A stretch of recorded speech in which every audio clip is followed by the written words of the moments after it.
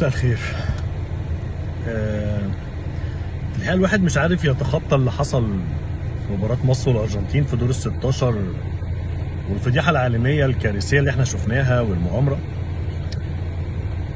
بس أنا واحد مش مستغرب، يعني أنا قبل المباراة بيوم كتبت بوست على الفيسبوك عندي قلت الكلام ده.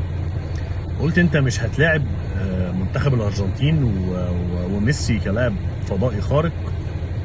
قلت انت هتلاعب تحكيم وفيفا ومؤسسات ومنظمات وشركات مراهنات وتنظيم ومشاهدات وحاجات كتير قوي قوي. انا ما اتفاجئتش خالص على الاطلاق.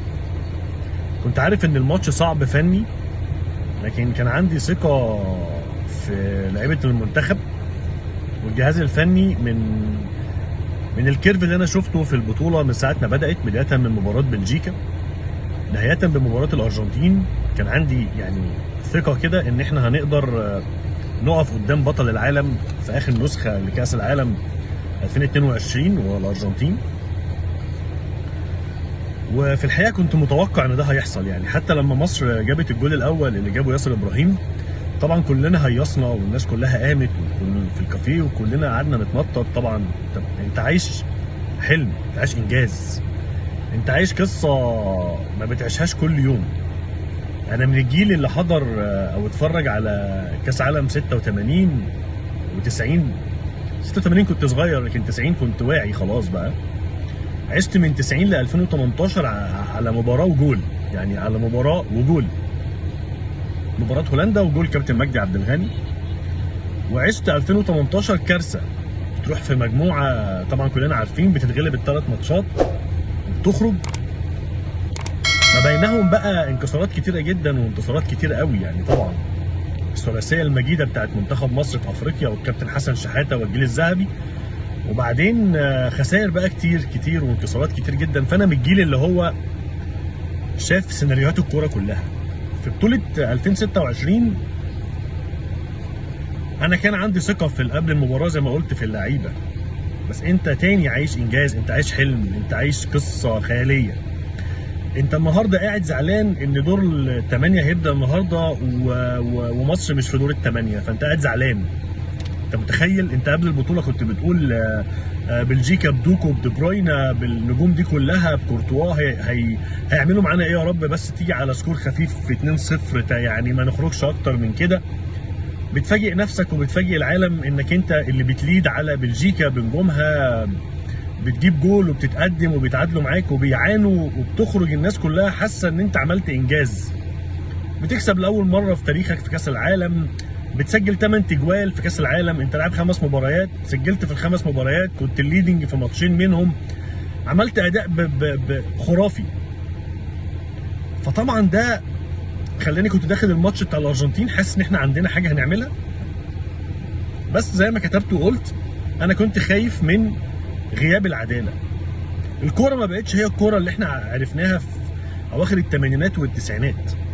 الكوره اصبحت النهارده بيزنس، اصبحت النهارده بتتحكم في مؤسسات ومنظمات كبيره جدا وشركات مراهنه وسوشيال ميديا وتنظيم واعلانات وحاجات كتير يعني. مش بس في كاس العالم، خد اي ايفنت حصل زي مثلا الكره الذهبيه او زي ما احنا بنسميها الجولدن بول.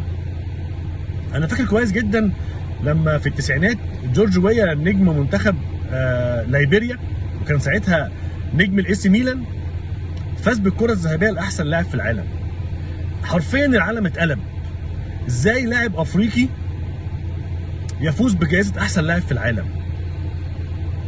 فما كانش عندي اي شك ان في يوم من الايام حتى لو محمد صلاح بكل انجازاته اللي عملها مع ليفربول والفوز بدوري الابطال ونرجع لليفربول مكانته وناخد الدوري بعد غياب ما اعرفش كام 20 سنه، هيفوز بالكره الذهبيه. ما كانتش هتحصل ومش هتحصل. مش هيسمحوا بده يحصل لان هي حسابات بره الكوره. اعمل اللي انت عايز تقوله، انا ممكن اتكلم معاك فنيات زي ما انت عايز، بس انا كنت عارف ده اللي يحصل. لما جبنا الجول بتاع ياسر ابراهيم زي ما قلت من شويه الناس هيصت وقعدنا بعدها قلت لهم الحكم هيرجعهم. الحكم هيرجعهم دي ازاي؟ بحاجات كتير قوي اللي لعب كوره عارفها. تمام؟ هيضغط عليك بقى باسلوب اي لمسه لفرقتهم، فاولات على ال 18، هوب حسب لهم ضربه جزاء. هي ضربه جزاء، بس انت قبلها كنت متكتف. الحكم من اول دقيقه في الماتش اي لمسه للعيب في الارجنتين تيت صفر ماشي، اي لمسه عندنا في مصر مفيش، اي احتكاك مع لعيب مصري عادي، ده ما فيهاش حاجه، احنا بنلعب كوره. فالحكم حجمك تمام. اسلوبه في الكلام حتى مع محمد صلاح اللي هو النجم العالمي اسلوب لا يحترم، بتلاحظ جدا. هتقول لي انت بتقول في مؤامره، طبعا في مؤامره، طبعا كاس عام 98 لما اتعمل ايام جوزيف بلاتر واتكتب بعد كده في كتاب واتقال ان الورقه كانت موجهه من البدايه ان احنا نخلي فرنسا البلد المنظم تقابل البرازيل البلد اللي جاي من 94 وحامل اللقب، علشان ضمان الاستمراريه والمشاهدات والاعلانات. ساعتها يمكن اخر كاس عالم انا شفته ما كانش بيتدخل فيه البيزنس قوي كده، كان 94 في امريكا. من بعدها الدنيا اختلفت خالص بقى. تعالى بقى نشفر الماتشات، تعالى بقى حقوق بس ورعايه. زمان كان بيتقال في الاتحاد الدولي ايام جو هافلينج اللي هو بيقول عليه يعني الفاسد الاكبر، تمام. وانا عندي اعتقاد كده ان اللي هيوصل للمنصب لازم يكون فاسد يعني مبدئيا يعني، تمام. فالراجل ساعتها كان بيقول لك الكره للفقراء. فجاه احنا هنشفر كاس العالم وهيبقى في حقوق بس ورعايه، وبعدها الاولمبياد فبدا بقى بيزنس، خلاص بيزنس. النهارده انت مش عامل كاس العالم ما اعرفش كام و40 فرقه علشان خاطر انت عايز الناس تروح تلعب كاس عالم، لا انت عامل كده عشان حقوق ماتشات وحقوق رعايات واعلانات، وعامل هايدريشن بريك كل مش عارف قد ايه في الماتش، تعمل لي 2 اكسترا تايم ولا سوري هايدريشن بريك علشان الناس تقف، فنجيب كام اعلان ناخد لنا منهم كام مليون دولار. الكلام ده النهارده بقى بيزنس. انت غيرت شكل الكوره لاتجاه البيزنس، ما بقاش فيها متعه الكوره بتاعت زمان اللي راحت فيها فرق عربيه باي ذا واي عملت برضه فيها انجازات، سواء الجزائر ولا تونس ولا المغرب ولا حتى مصر لما صعدنا في 90. ما بقاش ده يعني ما كانش ده بيحصل دلوقتي، ده ما بقاش يحصل دلوقتي، تمام. فلما الحكم رجعهم بضربه جزاء ربنا كرمنا طبعا، وزي ما احنا عارفين مصطفى شوبير ربنا يكرمه صدها من ميسي. الناس بدات يبقى عندها امل، وانا كنت قاعد حاسس بس عندي جوايا حته انا عارف هم مش هيسمحوا بده، مش هيسمحوا ان كريستيانو رونالدو يمشي فالمشاهدات بتاعته تقل، مش هيسمحوا ان البرازيل تخرج فالمشاهدات تقل، مش هيسمح ان هولندا تمشي، مش هيسمح ان كمان ميسي يمشي فالارجنتين تخرج. امال انا هكمل كاس العالم بمين؟ هكمل بمين بقى؟ بسويسرا وفرنسا والنرويج اللي عملت مفاجاه، وطلع كمان معاهم مصر اللي داخله كاس العالم تكتب لنا لا لا لا لا. بقول لك ايه، فاكس، مش هيحصل الكلام ده، مش هيحصل. اعمل اللي انت عايزه يا باشا، مش هيحصل. فالناس اللي بتتكلم وتقعد تقول لك فني، انت برضو خلي بالك انت بتلعب بطل العالم، بتلعب فريق لعيبته بتلعب في مستويات قويه جدا بدنيا، مستويات قويه جدا كرويا وفنيا، معاهم جهاز فني يحترم، معاهم محللين اداء، معاهم في ظهرهم منظومه. قبل كل ده معاهم ميسي. يختلف بقى ويتفق، قول لي بحب ميسي، انا من قلاضيش وانا من دراويش وكل الكلام ده نتكلم عليه بعدين. انا راجل بتاع كوره، انا ما اقدرش اقول لك ان ميسي بالنسبه لي هو تاني احسن لاعب في التاريخ. انا رقم واحد عندي مارادونا، تمام. ميسي يجي بعديه، عمل بقى كل حاجه، قفل اللعبه. الكوره هنا بالنسبه لي انا ميسي رقم 2 لعيب. ما اقدرش اتكلم واقول لك اصل كل اللي عمله ميسي في حياته المهارات ده في حياته كلها ده كان اسنادا من الفيفا ولا ما اعرفش المنظمات الايه اللي مش ينفع نقول اسمها طبعا، ما علينا. لا، فانت بتلعب فرقه قويه، قدرت تحطهم في 85 دقيقه، هو متاخر عليك ومش عارف يرجع. قدرت، تعظيم سلام للجهاز الفني لمنتخب مصر بالكامل، من اول العميد حسام حسن، ابراهيم حسن، بكل الجهاز الفني، بالراجل الفخر المصريين فعلا، محمود سليم محلل الاداء بتاع المنتخب، كل الناس، باللعيبه اللي عملت يا جماعه مجهود بدني غير طبيعي، مجهود بدني وعصبي ونفسي ومعنوي وضغط مهول. فمش عايز اتكلم فني قوي. لما جبنا الجون اللي اتلغى وشفت الحكم بيرجع للفار، انا قلت للناس والله اللي كانوا معايا في الكافيه واللي قاعدين حواليا، يعني يا جماعه هيرجعهم الماتش، هو مش هيسيبوهم يرجعوا. فاذا بربنا بيكرمك بتجيب الجون الثاني، تمام زي الفل، سيناريو ولا اروع ولا احلى، واحنا قاعدين عايشين الحلم. بس الكره بتتلعب على التفاصيل. سكالوني مدرب الارجنتين في اخر ربع ساعه لما ودى بقى ميسي على اليمين، فتح الملعب، عمل استريتش للملعب، هو ودى ميسي على اليمين ليه؟ ونزل فيرود، ونزل لعيب وسط ملعب فيرود، وخلى روميرو يكمل لقدام. خلاص هو هنا بيعمل ما يسمى في علم التحليل باك تو بيزك، الرجوع الى الاصل. عرضيات، استرتش الملعب ليه؟ عشان هو عارف ان كابتن حسام حسن حاطط 2 على ميسي، اكس او واي هيلعبوا على ميسي، وهيجي لهم واحد ثالث كمان علشان يساند، لان ميسي هيعدي من اي حد. فانا بعمل لك خلخله لخط دفاعك اللي انت عامله، تمام؟ بعمل مسافات والعب عرضيات بقى، لعل وعسى مارتينيز ولا الفاريز ولا روميرو ولا اي حد يخش يحط جول في الزحمه دي ونفض المشكله. الكوره بتتلعب على الاخطاء وعلى التفاصيل الصغيره، وده اللي حصل. انت برضه بتلعب منتخب قوي، وبالتالي هو قدر يرجع المباراه في وسط انهيار بدني وذهني من لعيبتك، وده طبيعي، ده تعظيم سلام. انت لاعب قبلها 120 دقيقه قدام استراليا، ماتش بدني غير طبيعي. قبلها ماتش مع ايران ضرب نار وتكسير عظم، ماتش مع نيوزيلندا شوط اول محطوط عليك مش عارف تجري، شوط تاني بتعمل ريمونتادا وترجع بثلاثيه، قبلها بتلعب بلجيكا في مباراه قويه جدا، جري وخبط وترزيع. انت بتلعب كاس عالم، اعلى ليفل في الكوره، وانا رايح عشان الاعب الناس اللي انا عارف ان هم اعلى مني، فطبيعي.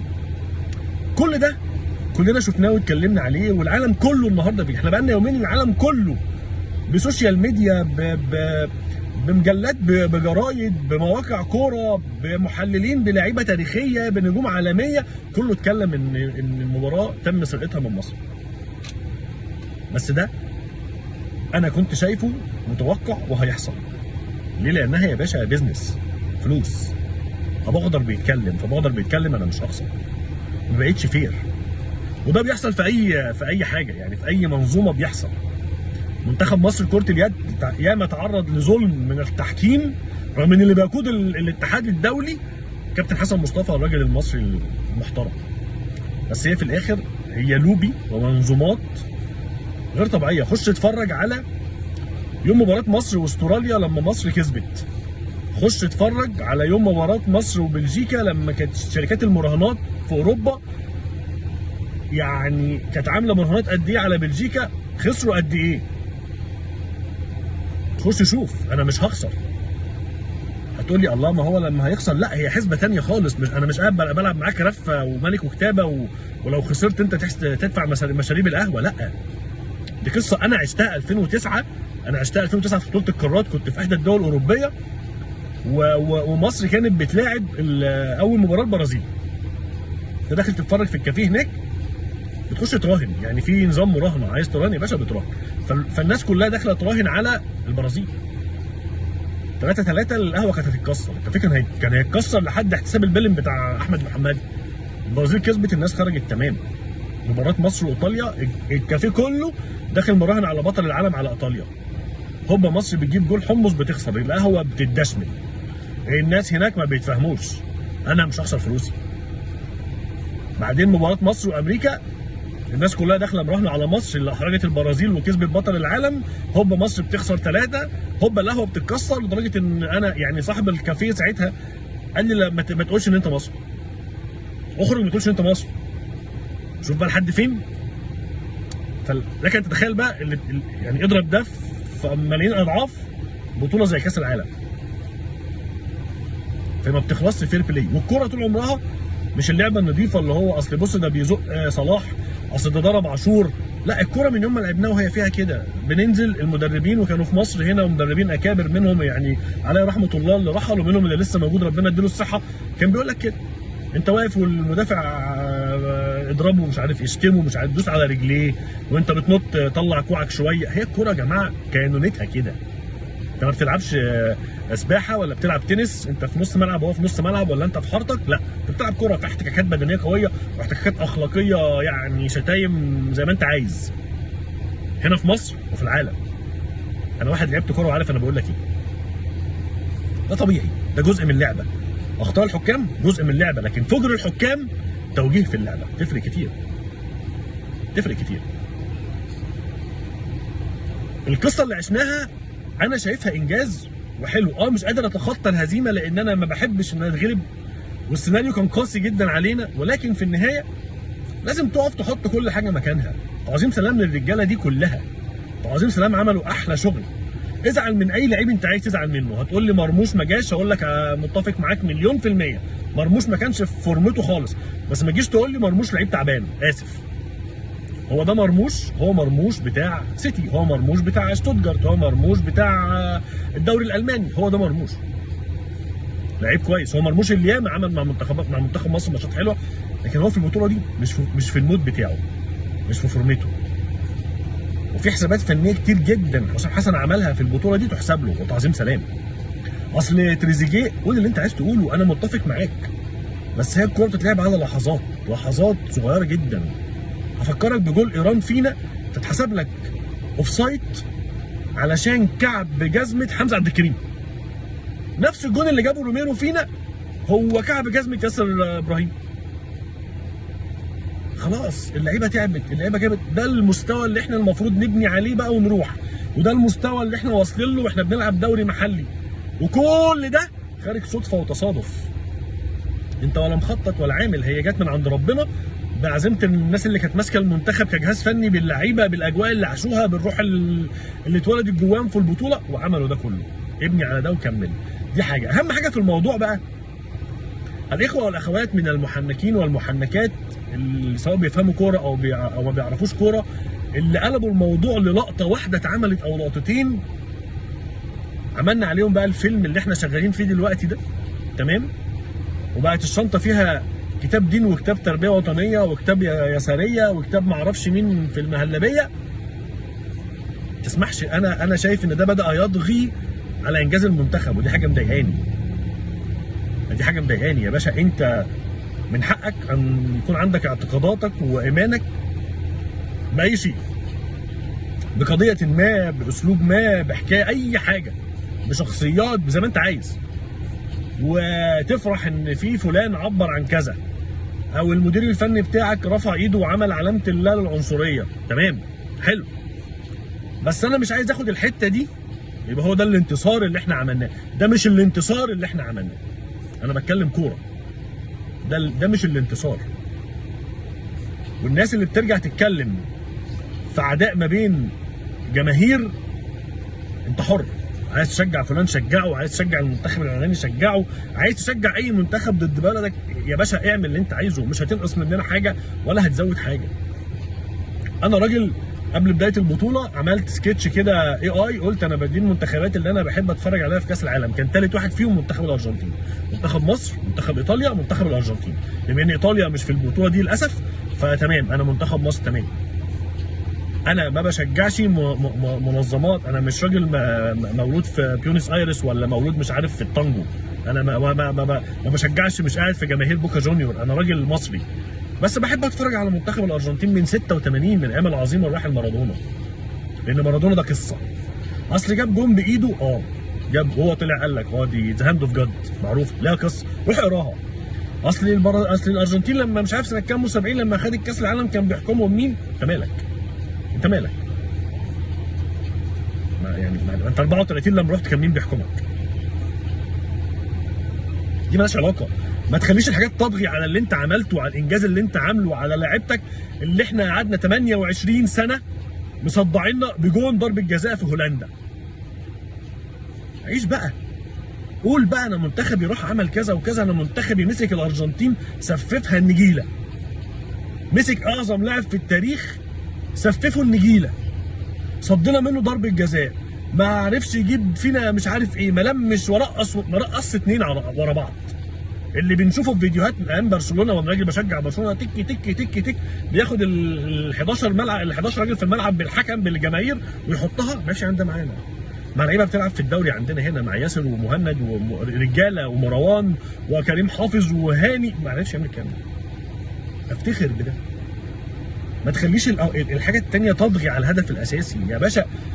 انا عارف لان في ناس بتصطاد في الميه، اقسم بالله في كام واحده وكام واحد من المحنكين دول قبل البطوله شتيمه في منتخب مصر، شتيمه في حسام حسن، يا رب يتعبوا ويرجعوا، ويا رب مش عارف ايه. اصل في التاريخ سففوا النجيله، صدنا منه ضربه جزاء، ما عرفش يجيب فينا مش عارف ايه، مرقص اتنين ورا بعض.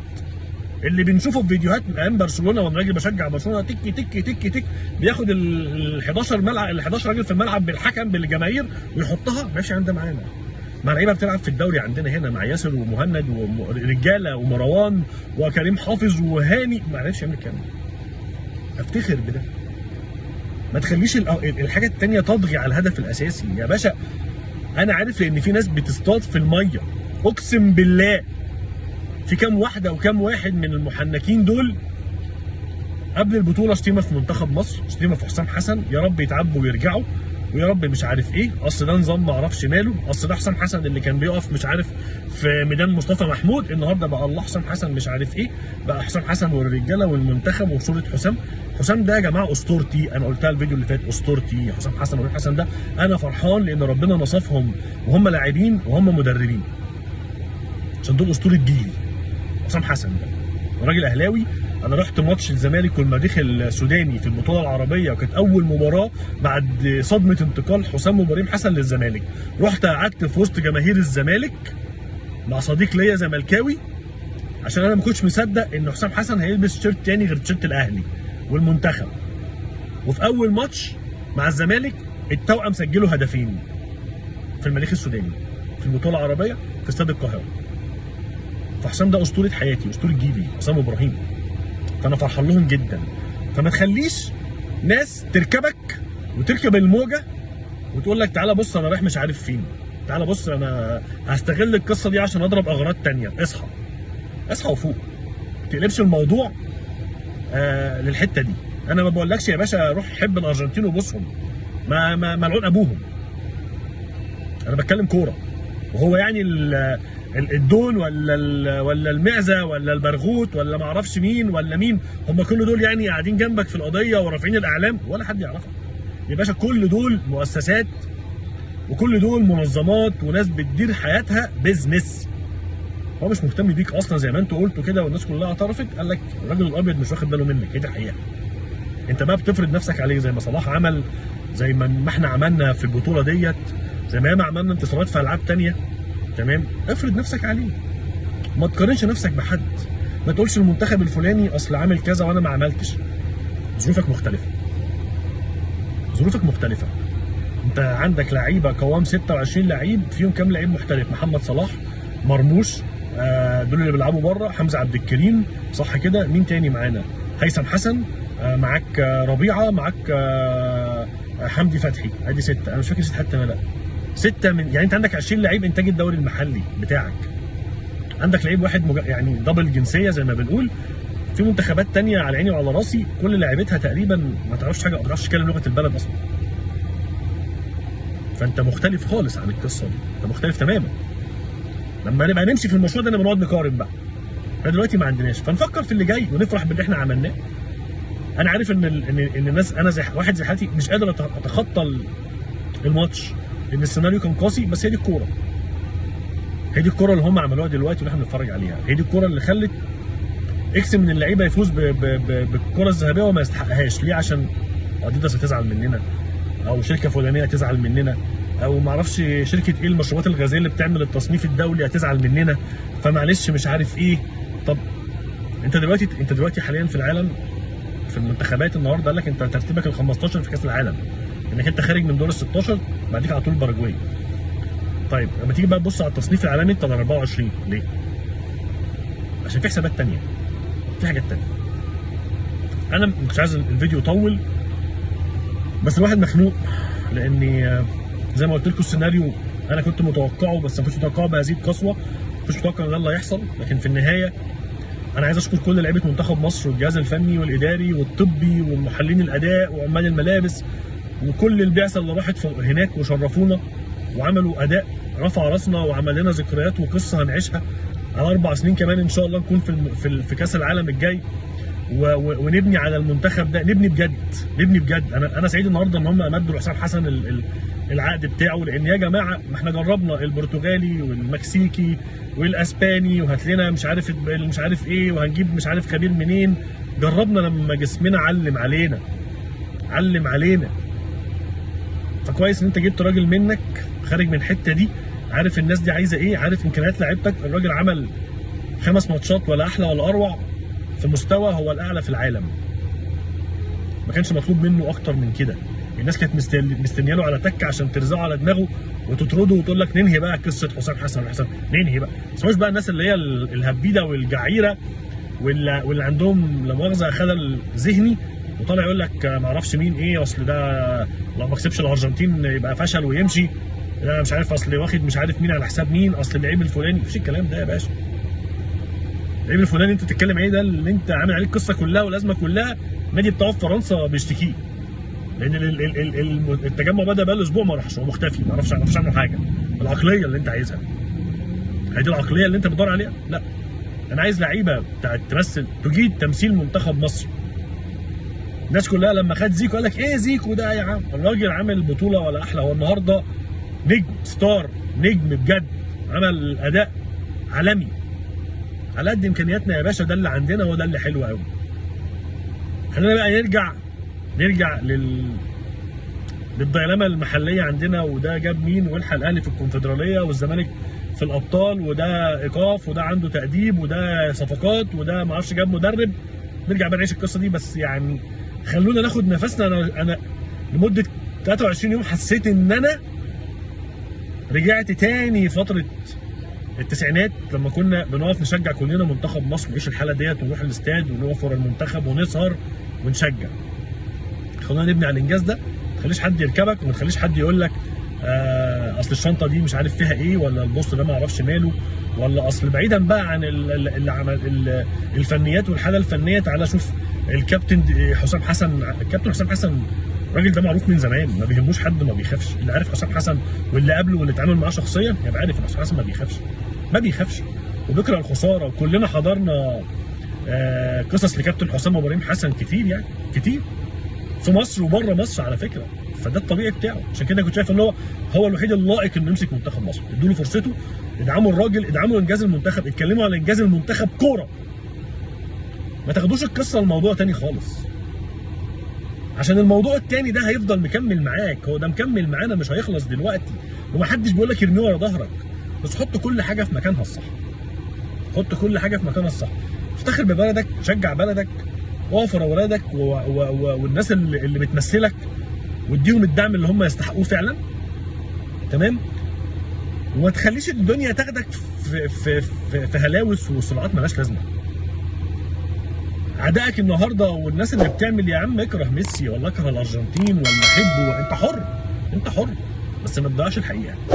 ما تبقاش مغفل وتسمح للناس يستغفلوك في ان هم يضيعوا الحقيقه. انا اسف ان انا طولت عليكم، ما كنتش عايز اطلع اصلا اتكلم لان الواحد متضايق ومقهور، بس عشان الواحد جواه كلام عايز يقوله.